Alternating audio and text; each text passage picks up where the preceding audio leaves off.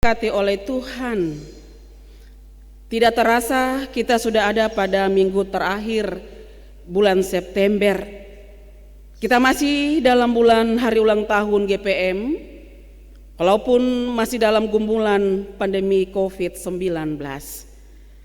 Perikop Ulangan 10 ayat 12 hingga ayat 22 yang tadi kita baca bersama-sama merupakan bagian dari pidato Musa kepada bangsa Israel sebagai upaya mempersiapkan umat Israel memasuki tanah Kanaan.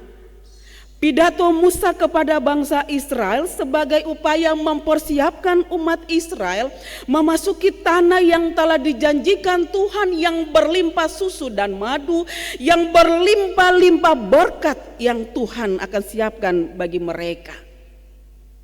Musa mengajarkan bangsa Israel untuk bagaimana bisa tahu bersyukur kepada Tuhan, dan menurut Musa, bangsa Israel mengalami penyertaan Tuhan yang luar biasa, di mana Allah telah memilih bangsa Israel sebagai umat pilihannya. Allah juga telah membebaskan mereka dari perbudakan. Dan ketika bangsa Israel di padang gurun, Allah juga tidak pernah membiarkan mereka sendiri. Allah dengan segala penyertaannya ada dan menyelamatkan mereka. Dan semuanya memperlihatkan dengan jelas bahwa Allah Israel adalah Allah yang setia. Dengan semua yang Tuhan buat, mau memperlihatkan bahwa Allah Israel adalah Allah yang konsekuen dengan perjanjiannya melalui leluhurnya. Dan kesetiaan Allah bukan hanya dalam bentuk perlindungan, kesetiaan Allah bukan hanya dalam pemenuhan semua kebutuhan hidup daripada umat, namun lebih daripada itu jemaatku yang diberkati, kesetiaan Allah nyata dalam pengampunan terhadap dosa dan pelanggaran bangsa Israel. Bangsa Israel itu keras kepala. Bangsa Israel itu senantiasa ada dan pun suka-suka. Kalau ada dalam tantangan yang berat, kadang-kala dong lupa Tuhan. Tetapi Allah selalu memberikan pengampunan bagi mereka. Dan untuk itu, dalam mempersiapkan Israel untuk memasuki tanah Kanaan, tanah yang dijanjikan oleh Tuhan, tanah yang berlimpah susu dan madu, Musa bilang para bangsa Israel, mesti siapkan uang, mesti siapkan bekal, mesti siapkan segala sesuatu. Tapi yang Musa inginkan kepada bangsa Israel, bagaimana kesadaran akan keberadaan umat dalam relasi mereka dengan Allah. Mereka sungguh menyadari sesungguhnya dalam iman bahwa mereka adalah anak-anak umat pilihannya, dan siapakah mereka bagi Allah.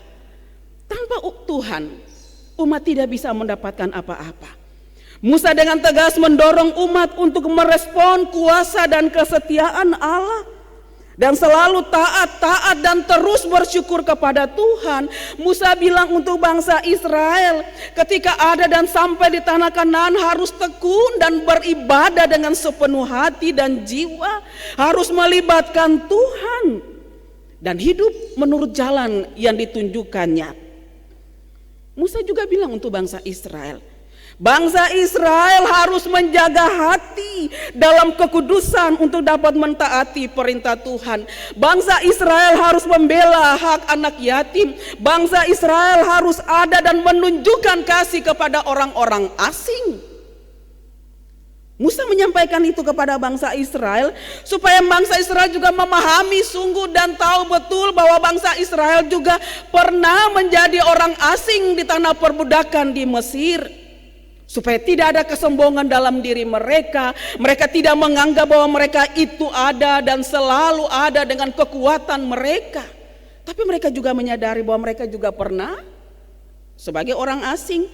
Untuk itu Musa bilang, ingatan, kalau sudah ada di tanah perjanjian, jangan lupakan mereka. Harus saling menolong orang yang miskin, menolong orang-orang dengan hak-hak yang harus mereka dapat.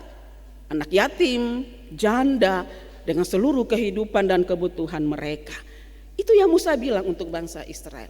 Musa janji untuk bangsa Israel Musa berpidato untuk bangsa Israel dengan tujuan supaya bangsa Israel tidak jatuh di lubang yang sama.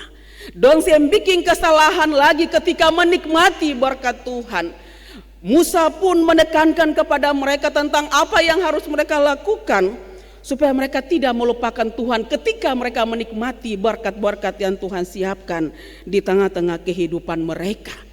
Dong harus taat dan selalu bersyukur dan ingat perbuatan-perbuatan Tuhan di tengah-tengah perjalanan kehidupan mereka. Lalu bagaimana dengan katong semua jemaatku di saat ini, jemaat yang dikasihi Tuhan? Adakah di antara kita yang tidak pernah menggapai atau mengecap kebaikan Tuhan? Pastilah tidak seorang pun di dunia ini yang tidak pernah mengalami dan merasakan kebaikan Tuhan dalam kehidupannya. Suka, duka, senang, susah selalu mewarnai perjalanan kehidupan kita. Tapi katong bisa ada sampai saat ini. Banyak hal yang Tuhan buat seperti yang Tuhan buat bagi bangsa Israel, Tuhan juga buat bagi beta dan bapak ibu semua. Sehingga katong ada sampai saat ini. Mazmur 40 ayat 6 bilang, banyak yang telah kau lakukan Tuhan. Aku mau mengatakannya, tapi terlalu besar jumlahnya untuk dihitung. Dan memang berkat Tuhan yang Tuhan kasih pada beta dan bapak ibu, sehingga ada satu orang pun yang bisa hitung. Kebaikan Tuhan dalam ketumpung hidup luar biasa. Tuhan yang minta banyak dari beta dan bapak ibu ketika ada dan memasuki usbu yang baru. Tuhan yang meminta banyak dari beta dan bapak ibu untuk terus ada dan berjuang dalam pergumulan kita. Tuhan hanya minta dari beta dan bapak ibu. Katong harus tahu dan selalu bersyukur atas apa yang Tuhan buat dalam kehidupan katong semua. Katong harus taat kepada apa yang Tuhan mau dengan segenap hati. Katong harus bisa melakukan apa yang Tuhan mau dalam kehidupan kita. Dalam keluarga, katong harus mampu menghadirkan shalom Allah dalam rumah tangga kita. Sebagai suami, sebagai istri, sebagai anak-anak, sebagai pelayan-pelayan, katong juga harus mampu menghadirkan shalom Allah di tengah-tengah jemaat lewat tugas dan pelayanan kita. Katong mau menggapai apa yang menjadi pergumulan, jawaban-jawaban pergumulan, bahkan berkat-berkat Tuhan. Tuhan juga bilang per katong semua, katong harus hidup saling mengasihi. Hidup harus saling melayani di antara anggota keluarga, sesama kita satu dengan yang lain. Jangan lupa beribadah, jangan lupa andalkan Tuhan, karena kekuatan, kekayaan, jabatan tidak bisa memberikan sesuatu yang baik bagi kita.